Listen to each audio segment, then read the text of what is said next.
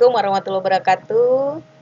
Selamat berjumpa kembali bersama saya Alfrida Rate dalam pembelajaran kimia secara daring. Dalam pembelajaran kali ini kita akan membahas tentang perkembangan sistem periodik unsur. Ini merupakan materi kimia di kelas 10 di semester ganjil. Di sini kita akan membahas perkembangan sistem periodik unsur mulai dari Antonio Lavoisier sampai ke perkembangan periodik modern. Oke, selamat menyaksikan.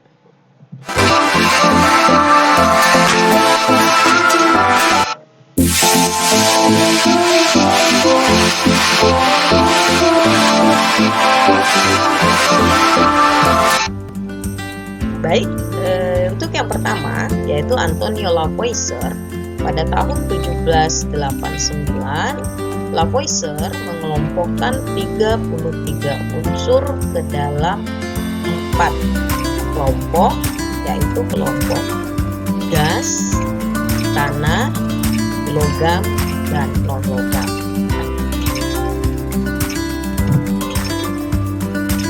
Di sini kita bisa lihat di kelompok pertama ya ada hidrogen, oksigen, nitrogen, cahaya, dan kalor, hingga di kelompok keempat ya ada alumina, barit, kapur, silika, dan magnesia.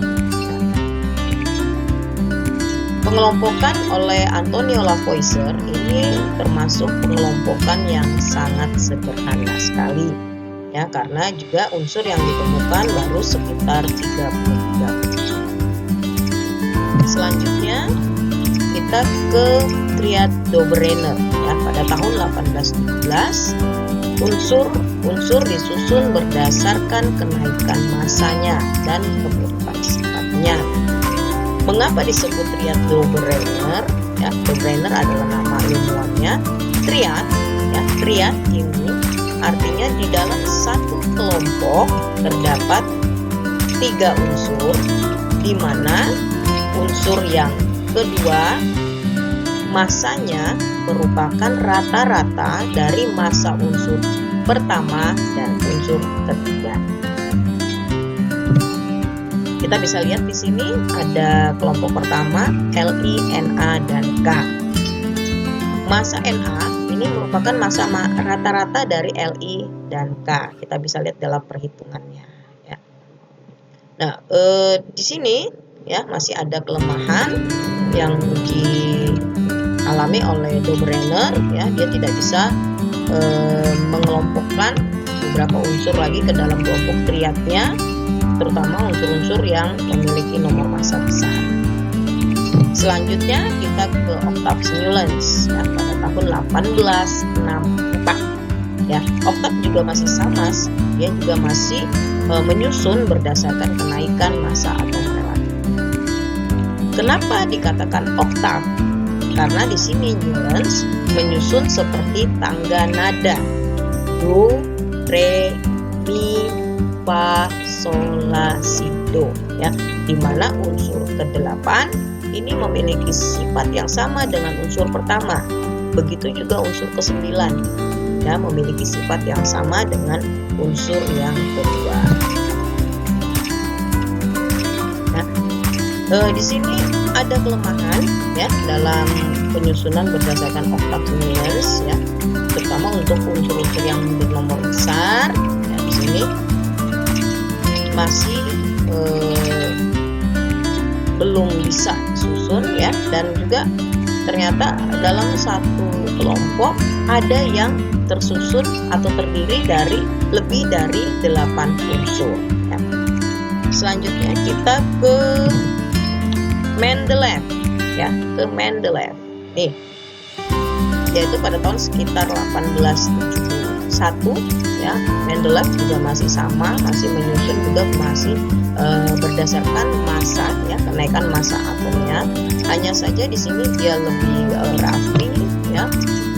Mendeleev masih menyisakan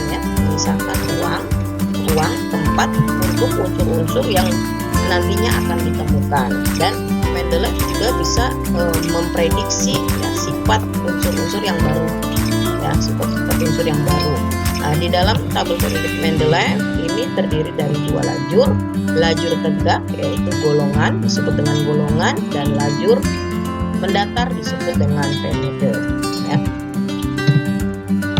Tabel periodik Mendeleev ini dikenal juga dengan tabel periodik bentuk pendek. Ya. Di sini Mendeleev juga mengalami kelemahan, ya, terutama untuk atom-atom yang bermassa besar. Dan di sini kita lihat di golongan 1 ada Cu, Ag, dan Aku, ya. Ini mereka diletakkan dalam satu golongan yang ternyata mereka sama sekali tidak memiliki sifat yang sama dengan unsur-unsur lain yang berada dalam satu golongan dengan mereka, yaitu H, Li, Na, dan K. Ya, jadi ini juga merupakan kelemahan dari sistem periodik berdasarkan Mendeleev. Terakhir kita ke Henry Moseley, ya, pada tahun 1914. Di sini Henry tidak menyusun berdasarkan massa, melainkan berdasarkan kenaikan nomor atomnya. Dan sama seperti di Mendeleev, ya. Jadi Moseley memperbaiki sistem periodik bentuk pendek, tapi menyusunnya berdasarkan kenaikan nomor atom. Juga tetap sama, ada istilah periode dan golongan, ya. Tabel periodiknya ini dikenal dengan tabel periodik bentuk panjang, ya. Ini yang kita gunakan dalam pembelajaran kimia hingga sekarang. Di sini terdapat 7 periode, ya, kita bisa lihat ini yang angka 1, 2, 3 ke bawah sampai 7, dan ada 18 golongan.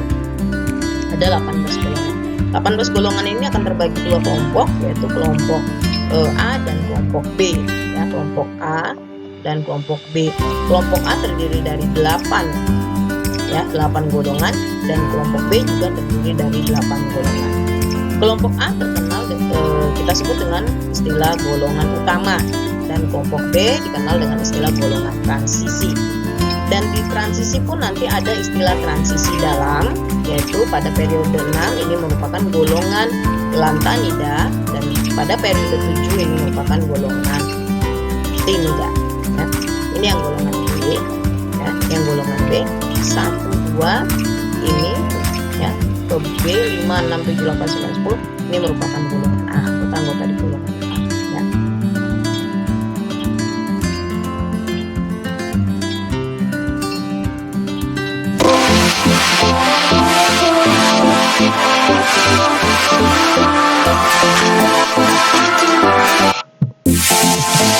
Oke, Ibu rasa cukup pertemuan kita kali ini.